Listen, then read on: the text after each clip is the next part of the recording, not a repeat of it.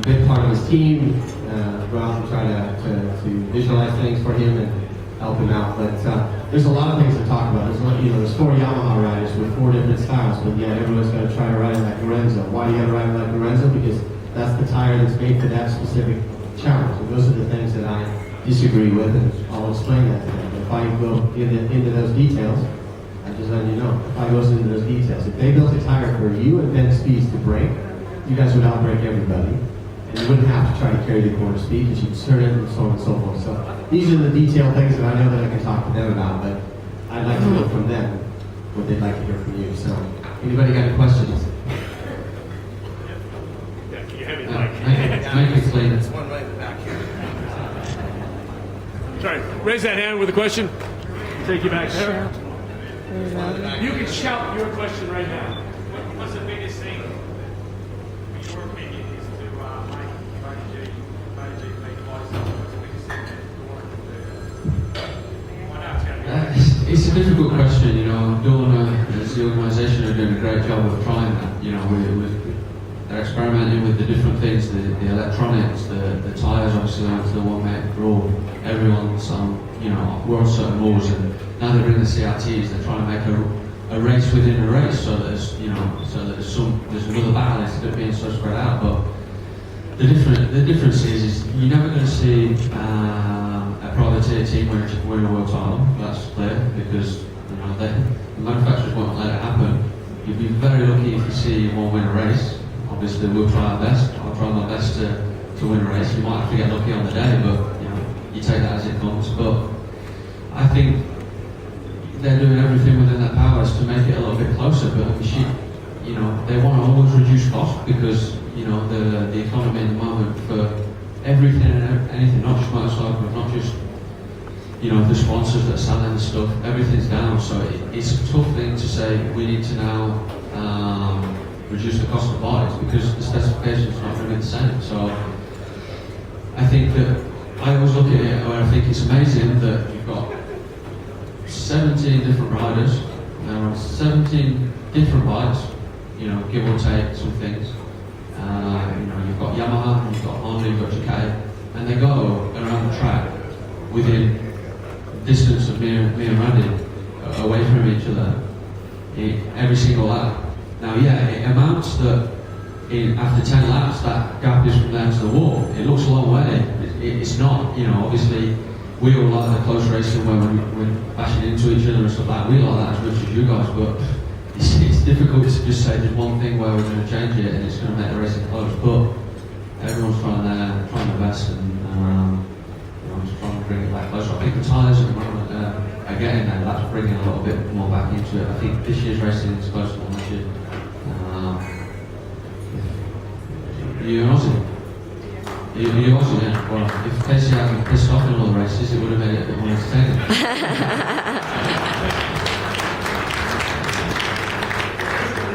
Last weekend, how did you feel when you done the qualifying and nearly beat that right on the last corner? Got beat on pole. I was pissed off. I wasn't very happy. But no, we had an issue with the last tyre. Something happened with the last tyre. There was like a big vibration on the tyre for some reason, so I couldn't push. But I was, that was probably my really big chance to have it because I really felt confident in that last part that we were going to be able to get it. But it wasn't to be with the tyre never worked. Something happened. Crutchlow had exactly the same thing. We don't really know what's the problem, but it went away for the race. So.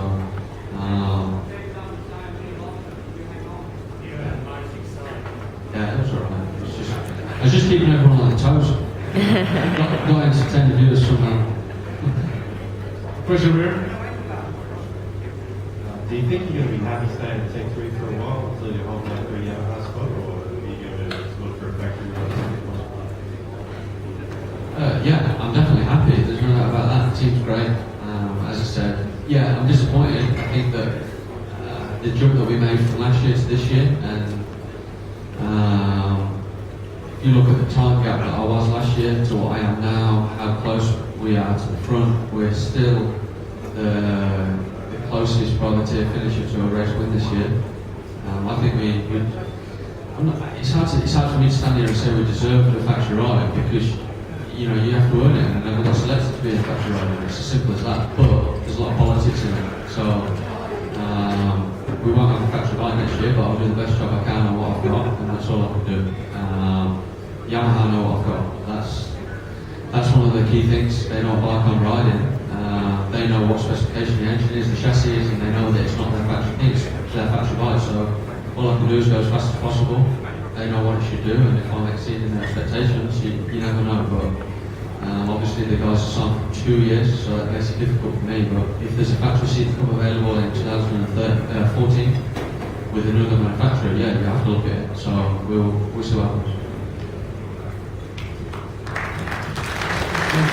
What's your view on the CRT bikes in the championship?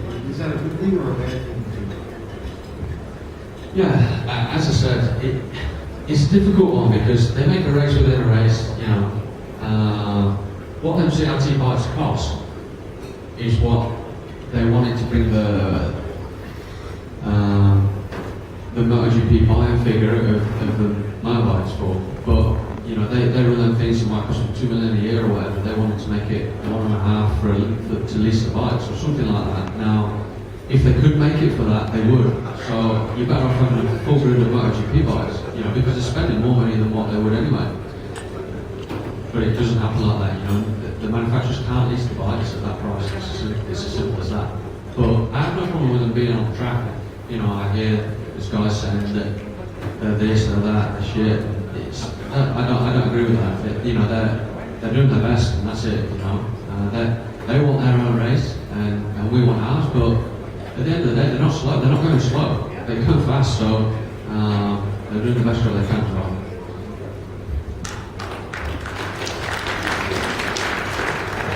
What happened to this one? This one.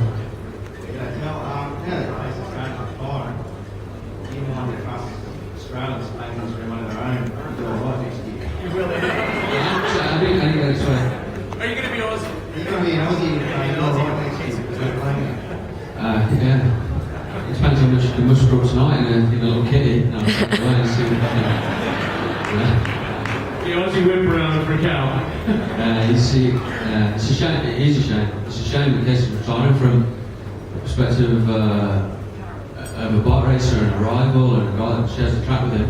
What that guy can do with a motorcycle is seriously impressive. From what he can do on every single lap, you know, some guys are lucky if they manage to do it one lap over the whole weekend, you know, and he's a very talented guy, and he's able to ride a bike fast. He's the fastest guy on the planet, I would say, on a motorcycle. Maybe he hasn't been able to put the seasons together over the years, or he hasn't had the best machinery, but when he got it last year, he went and won by a mile. So, yeah, he's the fastest guy on the planet. Hey guys, all match any donation to Cal Crutchlow with one to Ant West. And that way, you get 2 Aussies. Question over here.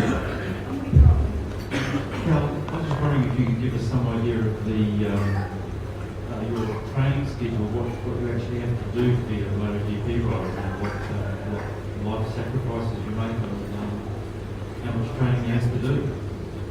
You're better off asking Lucy that question, not me. What kind of training? It doesn't mean you can't have sex not before the race, put it that way.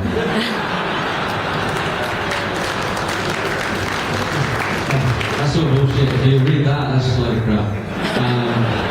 No, I think, you know, yeah, we make big sacrifices. You know, traveling around the world permanently is a big sacrifice to being able to be at home, not just for me, for Lucy as well. We don't get to spend time with our friends and family like we'd like, and you know, we have the best job in the world, and you know, I don't complain about it because I love what I do for a living, and I'm in a great situation where you can do something that's your job that you love.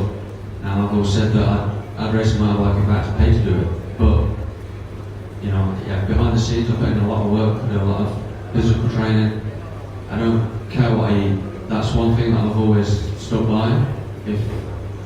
If you go too robotic, it doesn't work. You know, you have guys that have to work harder at it than others. I feel that, you know, I have to train, and if I think I've missed a training session or something like that, I'll go into a weekend unprepared. That's the way I feel. But I know guys that can't run on a running machine in that championship for more than 15 minutes.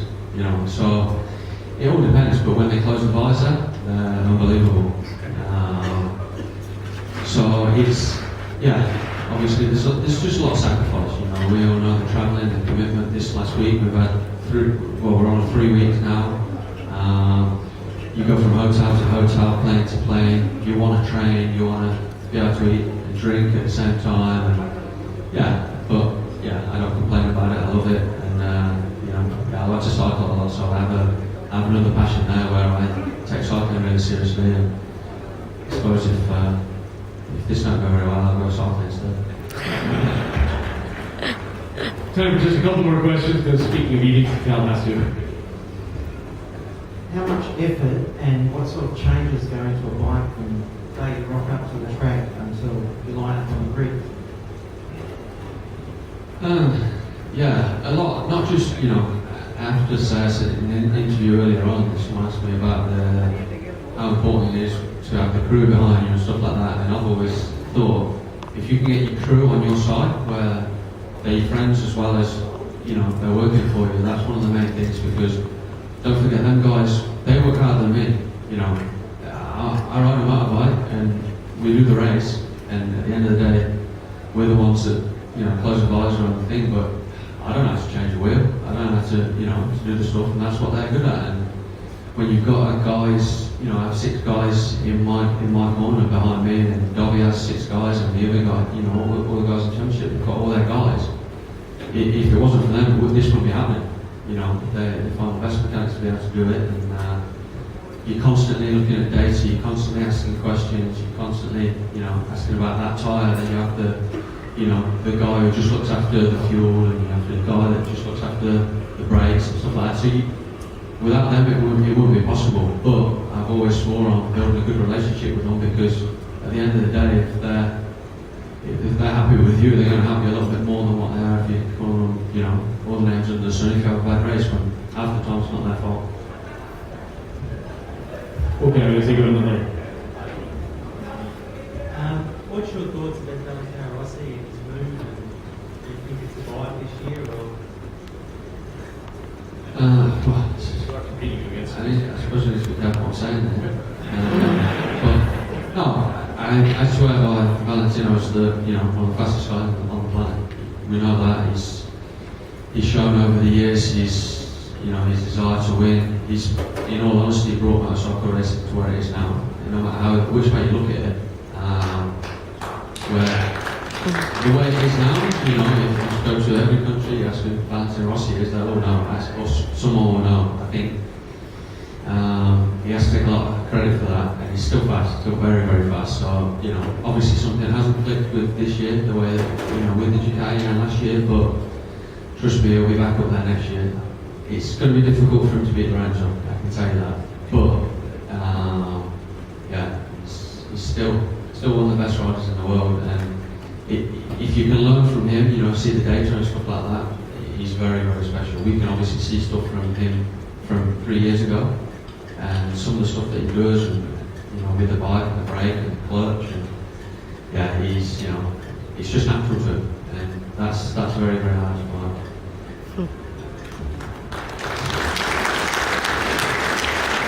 Well, I hate to break it up, but since we are possibly looking at, I believe, next Valentino Rossi, you got a good start in Brno. Cal, I was unbelievably proud of you as a standing right in front of you on that moment. Awesome achievement.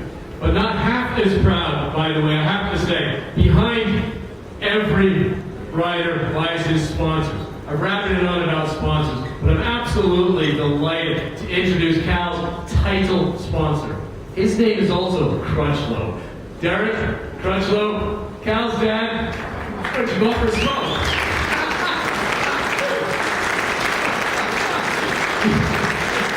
Another dedication.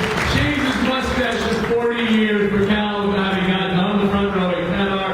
Boy, was I impressed. If I can do that for my kid, I've paid it all more back.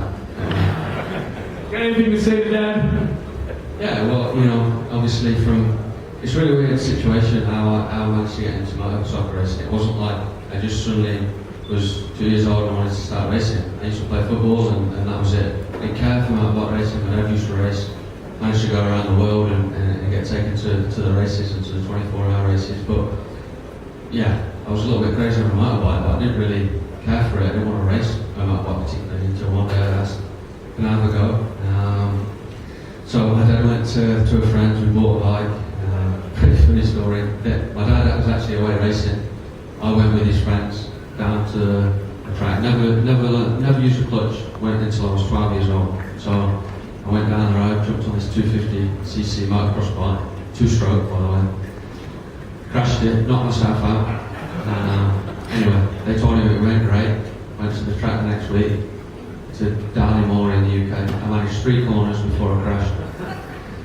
Took the bike back. Dad says, this ain't for you, get in the van. I said, no, give me one more chance. And the next day we went out and ran first and second. So, you know, it was a lot of hard work, dedication of, you know, going for sponsors and talking to people at the start. But luckily we had a good break. But yeah, if it wasn't for my dad backing me at the start, we wouldn't be here today. So it's been a good road, and obviously he still comes now and hangs out the pit board. Misses it a few times, getting old, so never forget the time we get Silverstone. Yeah, well, you as well.